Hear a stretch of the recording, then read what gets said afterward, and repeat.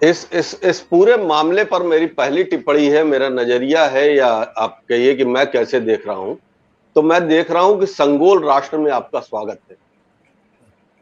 संगोल की स्थापना जिस वक्त हो रही थी उस वक्त तिरंगा जमीन पर पड़ा हुआ, पद्म पुरस्कारों की गरिमा धूल धूसरित हो रही थी और बेटी बचाओ का नारा कहीं दूर खड़ा होकर मुंह चिढ़ा रहा।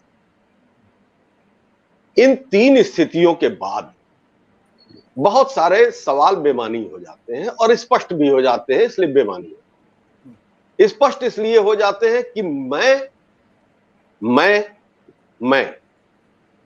मैं कहूं विश्वगुरु तो विश्वगुरु हो, मैं कहूं राष्ट्रभक्ति तो राष्ट्रभक्त है, मैं कहूं नया भारत बन रहा है तो आप मानिए कि नया भारत बन रहा है। ये अहंकार देश के लिए विडंबना के सिवा और क्या हो सकता है। हमने देखा, आपने सेंगर का जिक्र किया, हमने देखा कि जब सेंगर का मामला हुआ था तो भाजपा के बड़े नेता क्या कह रहे थे कि भारतीय जनता पार्टी में इस्तीफे नहीं होते। ये एक बार नड्डा जी ने भी कहा कि भारतीय जनता पार्टी में इस्तीफे नहीं होते। तो इस्तीफे नहीं होते ये जिद है, या आप दूध के धुले हैं कि जो आप सच कहें, जो कहेंगे वही सच है और इसलिए इस्तीफे नहीं होंगे। वो सारे लोग जो बात बात में इस्तीफा मांगते रहते हैं विपक्ष का, उन्होंने इस मामले में कोई आवाज नहीं उठाई। तो कुल मिला के बात यह है कि एक संगोल राष्ट्र है और जहां एक राजदंड लिए हुए एक राजा है, उस राजा के मन में क्या है वही राष्ट्र की भावना है और वही मन की बात है। मैं आशुतोष भाई, ये जो मेरी टिप्पणी है इसका दर्द आप समझते। और अब रह गया सवाल कि क्या हो रहा है राजनीतिक रूप से, क्या हो।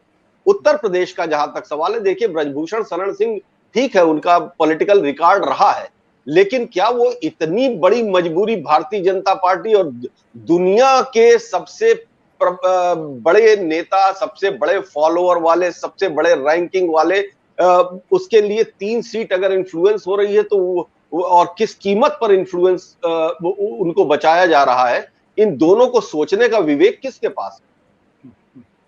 फला राष्ट्र का राष्ट्राध्यक्ष जो है साष्टांग दंडवत कर ले, आप विश्वगुरु बन जाते हैं, और आपके घर की बेटियां इस तरह टूटी हुई हैं और आपके कान पे जू नहीं रेंगती। आप 101 एपिसोड मन की बात सुना चुके हैं और उसके बाद भी आपको ये शर्म नहीं आती है कि क्या इस तरह की बातों के ऊपर भी उनको बोलना चाहिए। ये शर्म है। ये जाति की राजनीति से ज्यादा ये मनुवादी सोच की राजनीति है। और रहा सवाल ब्रजभूषण शरण सिंह का, देखिए साहब, उत्तर प्रदेश में ऐसा नहीं कि ब्रजभूषण ही अपराजेय है, बहुत सारे नेता अपराजेय रहे और सब पराजित हुए। जी। और मेरा तो ये सीधा कहना है कि भाई ठीक है, एक सीट का सवाल है, आप तोड़िए ना इसको, आप यहां पे न्याय दीजिए, आप आइए सामने और उसके बाद देखिए कि कितनी और सीटें आपके नुकसान की भरपाई होती है। लेकिन आप इस कदर अगर बेशर्मी दिखाएंगे तो क्या आपको लगता है कि ये देश मूर्ख है, या फिर आपको कोई एक ऐसा विश्वास है, अंधविश्वास है, अहंकार है, गर्व है कि कुछ भी कर ले चुनाव तो हम जीतेंगे। बिल्कुल। सत्य हिंदी का ऐप डाउनलोड करें गूगल प्ले स्टोर पर।